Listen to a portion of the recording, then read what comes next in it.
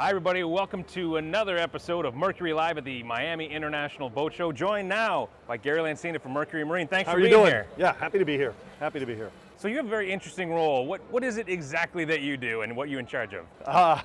That's a big question. Generally, I just introduce myself as the marketing dude. My accountabilities include a number of different things: our website, our influencers, how we advertise the new products that are here, and a lot of the content that you see on social media and other places. Let's start right with the influencers, for example. We've spoken to a couple of the Mercury partners like Ronnie Green, Tom Rowland, and their partnership with Mercury really helps them connect with their passion and go boldly in their own life. Why is that aspect so important of the marketing outreach versus the traditional TV commercials and things? Well, I think we can't get away from the things that normal marketers do in terms of just conveying, here's the products we sell and all the features and benefits around those. And those get us really excited. Mercury is an incredibly innovative company, so there's plenty of news there. But the other part of this that's a real truth for us is that boating is a lifestyle. And the emotional relevance of that lifestyle is what drives a lot of the commitment to a brand. And so the influencers help us bridge between us telling the story of our products and our value proposition and the relevance and the resonance with the people who are actual boaters saying, yeah, they get me. And if there's a little bit of candy sprinkle on top, it's the fact that those influencers inspire people.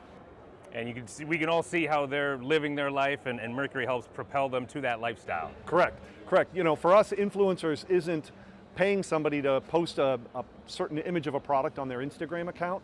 We actually look for people who live the lifestyle, whether they're a competitive angler or a television show host.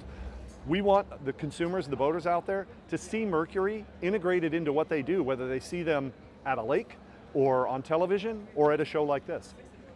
So I have Mercury's on my boat home in Toronto. Thank you. You're welcome. Thank you. They run great. So I know what it means to me, but what does the Mercury brand mean to you? What's the overall message? What does Mercury mean to the public? Well, I think for those of us who are the merry marketeers, we think of the brand in three rough areas.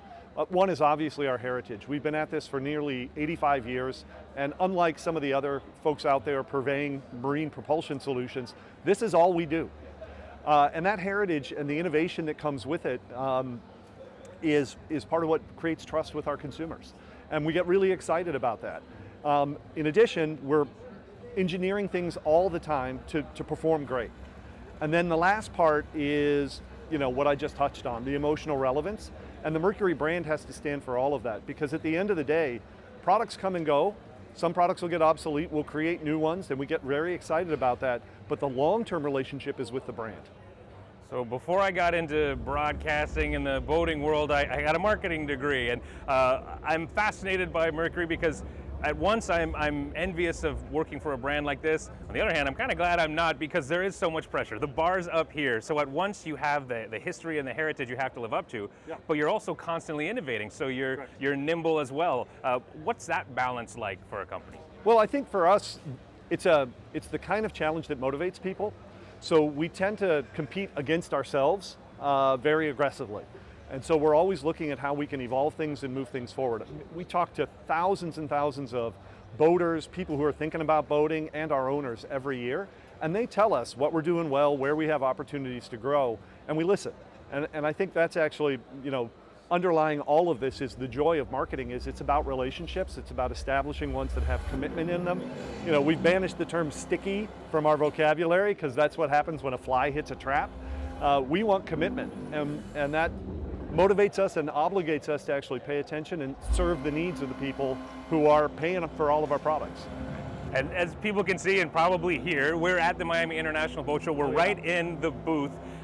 Boat shows have been around a long time. As far as reaching out to the average consumer, potential consumer, this has been the way for a long time. How have boat shows evolved, and what's stayed the same, and why is it so important to have a good presence at shows like this? Well, I think for our industry, there is a unique aspect to having a show or a real life environment. It is very difficult for people to get out on the water and actually test drive a boat in many circumstances. Unlike a car dealership where you can pull the product right off the lot and spend 10 minutes on it, it's a little bit more challenging. And a show like the Miami International Boat Show provides an opportunity for us to give a lot of people time on the water to experience our products. We have 16 boats in slips here.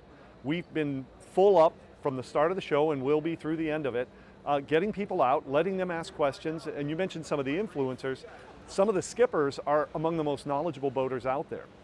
And so that firsthand experience actually helps lubricate the wheels on the whole idea of, do I want a boat? What kind of boat do I want? This is the boat I want. One of the things I remember from business school, I paid attention to the professors watching. So you've got to react in the short term and forecast and plan for the long term. So looking in your crystal ball, we know we've had the long history with Mercury's heritage. Where do you see things going? We have the Avatar concept unveiled. Is that where things are going to be shifting? What can we expect to see from Mercury in the next 10 years? Well, I think the Avatar concept, our first sort of presentation of our thoughts on electrification, is an exciting moment for us. And at the same time, as with other industries, there's going to be a long run of very successful combustion innovation and progression.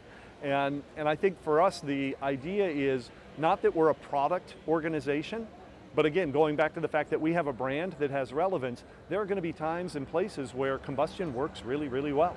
And there are going to be times and places where someone wants a different experience, and electrification may be the right solution for them. And in serving boaters and really kind of embracing the idea that we serve boaters, we've got to be thinking about those needs. So as I look forward, electric's going to have its place, and it is going to grow, and we've seen it in automotive, and I expect it to do the same here. We're excited at Mercury to be at the forefront of that and to be continuing that legacy of innovation even as we start to embrace new solutions.